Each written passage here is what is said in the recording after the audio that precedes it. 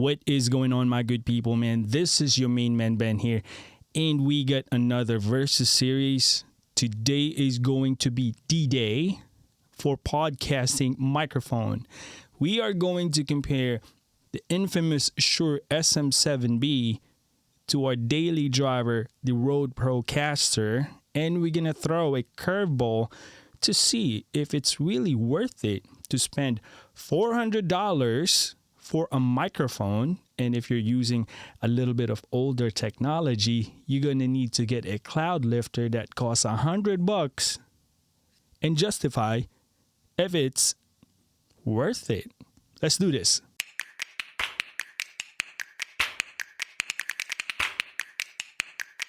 In my main channel for podcasting, partial reviews and all that other things that regards with delivering a quality audio, I have been using the Rode Procaster. Recently, I got my hands and able to try the infamous Shure SM7B. Is it really worth it to invest on a $400 microphone? Now, strictly, we are going to compare this as a podcasting microphone. We're not going to sing. We're not going to use it for instruments.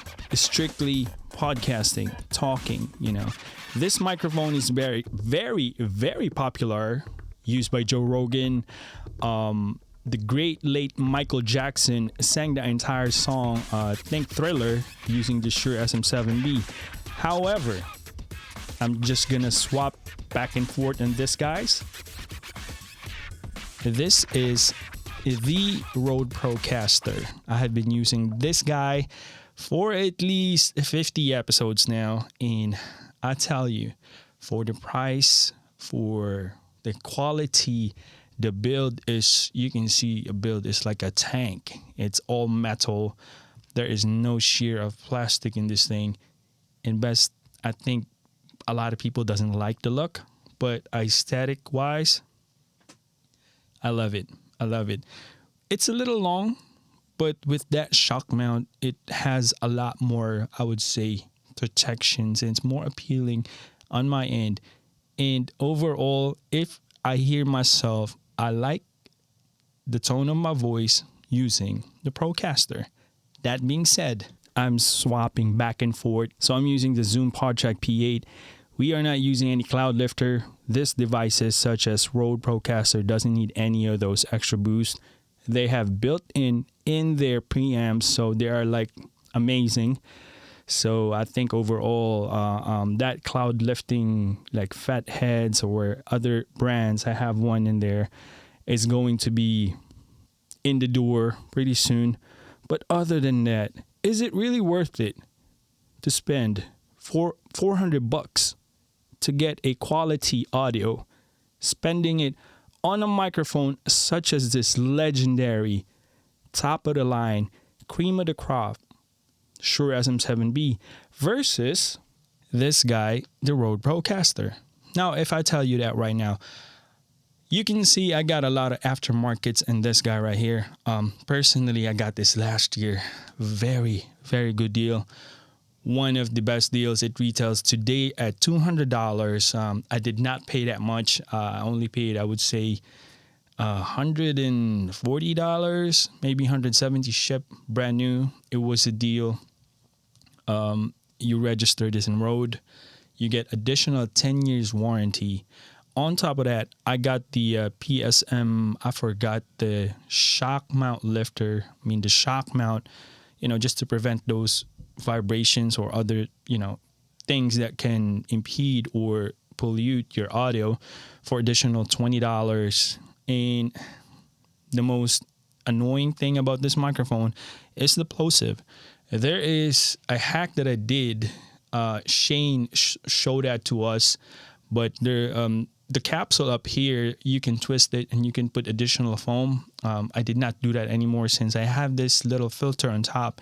You can get this on Etsy and all that other retailer that can just mount on top of it. And I believe it's doing a great job, since if you hear this plosives, it's just doing a phenomenal job.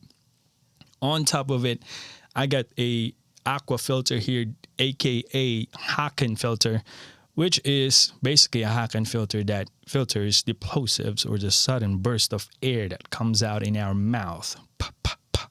But it's doing its awesome job. Other than that, I paid around $170 to $180 for this entire setup. Going back on the other side, this is the Shure SM7B. What can I say? It is smooth, very smooth. Plosives is almost none. Plosives. It has the built-in foam on top of it. That is amazing. Plosives. What I notice is that when you go plosives on the top of it, it really does a fantastic job. If you go in the side plosives, you can hear that in the side. So it's really a top end, since it's a dynamic microphone, a top end address microphone, and it's doing such amazing. If you like, a close talker, I would say if you use this type of microphone, you have to engage in that proximity effect in this, so that you can bring out that natural, smooth, and warmer tone of the microphone itself. But build wise, what can I say? The yoke itself, you don't need a filter like suspension. The yoke itself is amazing. Aesthetic wise, it's all black. It's sexy. I can tell. About the wire, it's a classic thing. I don't mind, but if I have to choose, I don't like the wire coming out. There are some high pass filter in the back of this one right here. If you need to adjust according to, if you want to boost up your high end, or if you want to use the low pass filter to boost up, put that top end down, you can do that. It's your preference. For the purpose of this, what we're doing right now is all processed. It is what it is in Project P8. We're not touching anything. I'm not going to process this, since we are addressing direct podcast usage. But other than that, is it worth it? So what we're doing is sparingly using it. We are putting it number on the same decibel level as the Procaster and the Shure SM7B. But what I notice is I have to put the Shure SM7B a little bit higher, since it takes a little bit more power or juice to put it in at least advisable or correct level. But other than that, it's amazing how it does have a clean output. It's more on like a combination of a pod mic and Procaster. But does it merit the $400 price tag in it? For comparison reasons, we're going to try to read a script, and we're going to compare the Shure SM7B unprocessed and processed versus the Procaster. A few on demanding order. Today's information system, anyone can be labeled expert. It's much easier to mimic an individual's characters, ethics, and lifestyle, but sustaining an organic approach is much more complicated than it seems. That is why it's helpful to follow a few on demanding order, not just today, but every day. A few on demanding order. Today's information system, anyone can be labeled expert. It's much easier to mimic an individual's characters, ethics, and lifestyle, but sustaining an organic approach is much more complicated than it seems. That is why it's helpful to follow a few on demanding order, not just today, but every day. There's going to be a test for the podcasting part. What is going on, my good people, man? This is your main man, Ben here, and we are Talk Active, practicing wisdom, justice, courage, and moderation.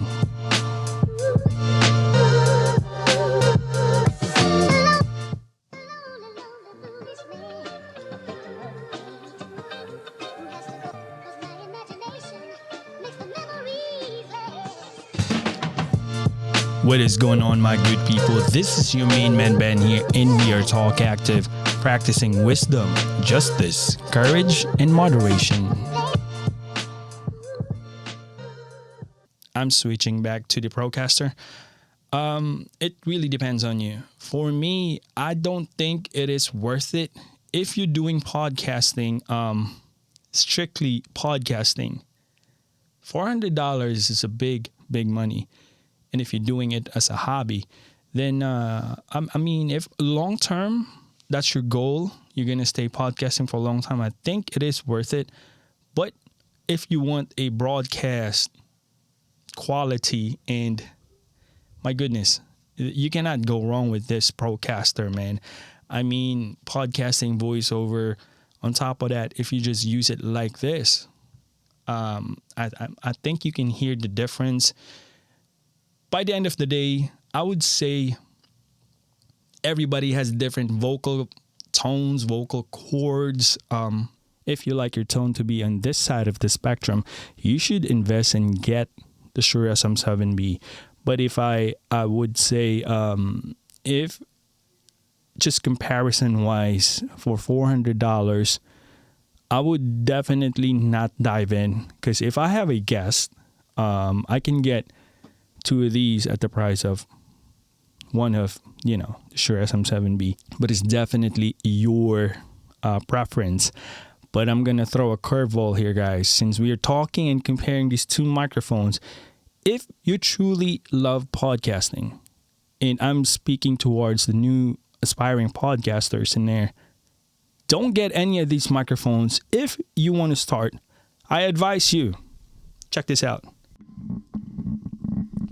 My dark horse right here is the Zoom ZDM1. Zoom ZDM1. I'm going to put it in same level as where the Procaster and the Shure SM7B. This retails right now for $49. Originally is $80. You tell me, if podcasting is your goal, this is, I know it's bare bones. There is no yoke. There is no filter in it. But if you behave yourself and don't tap the damn table, then you don't have to deal with that. But if you want to put a little bit money, you can get a suspension. You can mount it in here. But that cost for $49 is going to bump up for an additional $20, $30. It's up to you.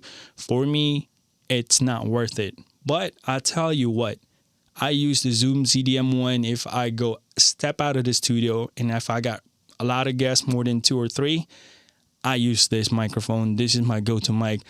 I believe the podcasting game has evolved, especially for Rode people. The introduction of the Rodecaster Pro 1, Caster Pro 2, and then Zoom PodTrack P8, and then Tascam, and then other companies that is diving into the podcasting realm. All of the podcasters are winning right now. But if you ask me, there's a lot of choices.